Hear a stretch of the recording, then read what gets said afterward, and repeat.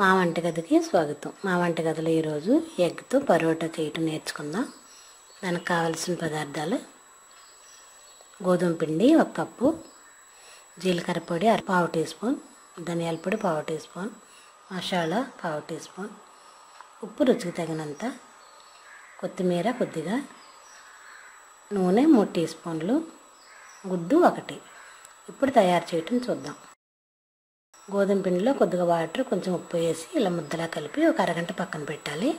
ఇప్పుడు దీన్ని చపాతీలా చేసుకుందాం. ఇలా చపాతీలా చేసి దీని మధ్యలో కొద్దిగా నూనె వేసి చపాతీ అంతా రాసి 4 మడతలుగా త్రిభుజాకారం వచ్చేలా చేసి ఇప్పుడు మళ్ళీ చపాతీలా చేద్దాం.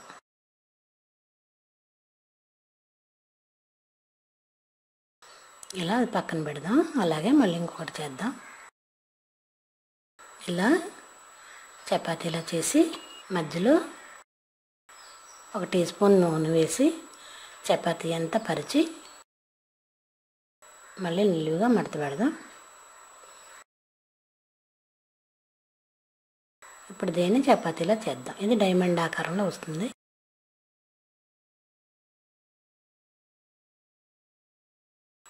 ఇలా చేసి వీటిని పక్కన పెడదాం. ఇప్పుడు ఒక చిన్న బౌల్ తీసుకొని దానిలో ఒక గుడ్డు చితిపి దానిలో వేసి దీనిలో జీలకర్ర పొడి, ధనియాల పొడి, మసాలా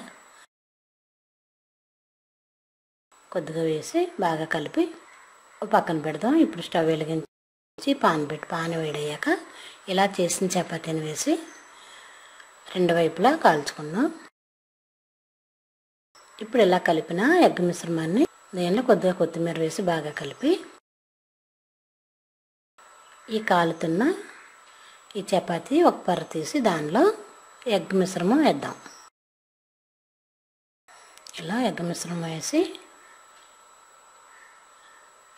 మళ్ళీ ఇలా కవర్ చేసేద్దాం.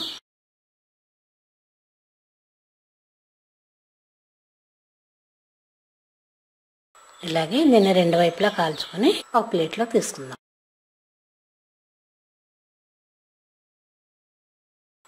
ఇది చపాతీతో పరోటాతో పాటు ఎగ్ కూడా ఉడుకుతుంది. ఇప్పుడు దీన్ని వేరే ప్లేట్లో తీసుకొని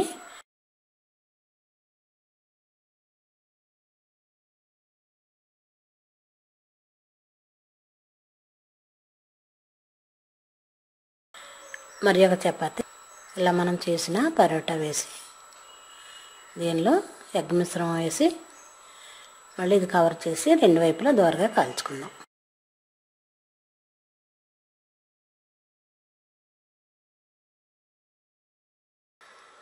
ఇది కూడా కాలిన తర్వాత ఒక ప్లేట్లో తీసుకొని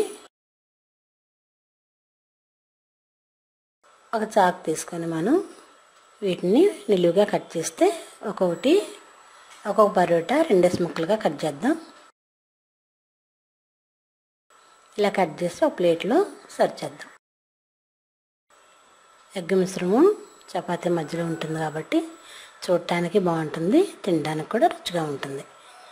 మా వంటగదిలో ఎగ్తో పరోటా రెడీ.